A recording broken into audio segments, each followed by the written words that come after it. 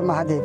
देवादिदेव महादेव और जगत जननी माँ जगदम्बा के चरणों में नमन करते हुए मैं यति कृष्णानंद गिरी, शिष्य परम पूज्य महामंडलेश्वर यति नरसिंहानंद गिरी महाराज शिव शक्ति धाम डासना।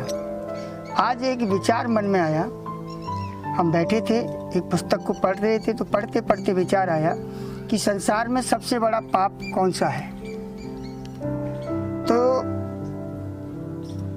अगर संसार में कोई पाप है तो सबसे बड़ा पाप कहते हैं ब्रह्म हत्या को, लेकिन ब्रह्म हत्या से भी बड़ा पाप है भ्रूण हत्या।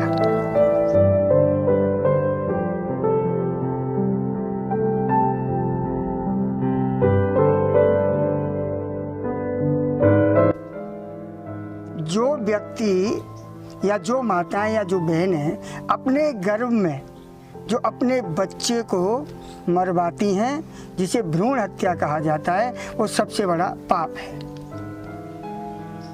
और सारे पापों का प्रायश्चित है, लेकिन भ्रूण हत्या का प्रायश्चित कहीं भी किसी भी शास्त्र में नहीं बताया गया है।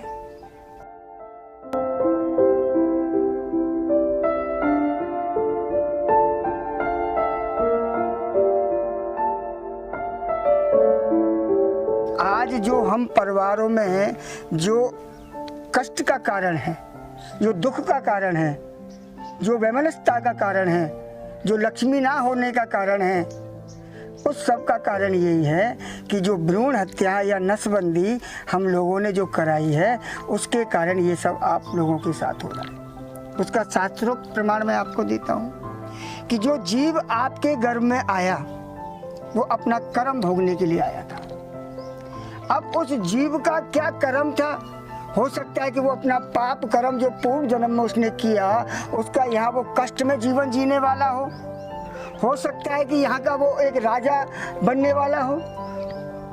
ये सब कुछ निहित था उस जीव के साथ, लेकिन आपने क्या किया? आपने उस जीव को इस धरा पर आने से पहले अपने कर्म भोग को भोगने ही नहीं दिया और आपने उसे बीच में ही समाप्त कर दिया। अब उस जीव का वो जीव जो कष्ट भोगने यहाँ आया था, जो कर्म भोगने जो आया था, अब उस कर्म को कौन भोगे? तो उस कर्म को आप लोगों को भोगना पड़ेगा।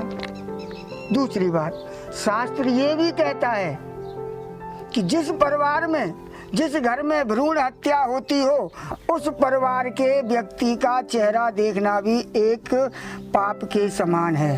और शास्त्र एक जगह ये भी कह रहा है कि जिस स्त्री ने अपने जीवन में एक बार भी अगर गर्भपात कराया है और उसकी दृष्टि हमारे घर के बने रखे हुए अन्न पर पड़ जाती है, तो वो अन्न भी दूषित हो जाता है। इतना बड़ा पाप भ्रूण हत्या को हमारे शास्त्रों में बताया गया है। अब आप बताइए, आप कर क्या रहे हैं? क्या आप पुण्य कर रहे हैं? आप कितना भी दान कर लो, आप कितने भी धर्म पूजा पाठ कर लो, आप कितनी भी मालाएं फेर लो, लेकिन उस जीव हत्या का पाप का प्रायश्चित आपका पूर्ण नहीं हो सकता। ये ध्यान रखना। जो हर व्यक्ति चाहता है, आज ये पौधे, ये जो प्रकृति जहाँ हम बैठे हैं, ये प्रकृति भी चाहती है कि हम एक से अनेक हों। हाँ, एक चींटी भी चाहती है कि हम एक से अनेक हों।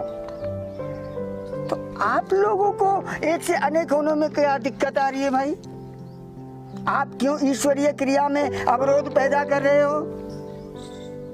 और किसने अधिकार दे दिया आपको कि जो जीव अपना कर्म भोगने आया है उसको मारने का?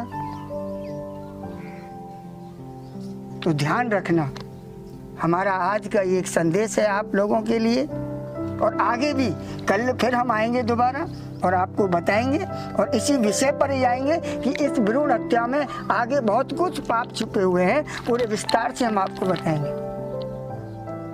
कोई भी व्यक्ति अपने परिवार का विघटन नहीं चाहता, विस्तार चाहता है। तो आप क्यों अपने परिवार का विस्तार नहीं करना चाहते? चलिए आगे इसके विषय में कल फिर चर्चा करेंगे। आज यहीं पर सभी मेरे साथ बोलेंगे, हर हर महादेव, हर हर महादेव, हर हर महादेव।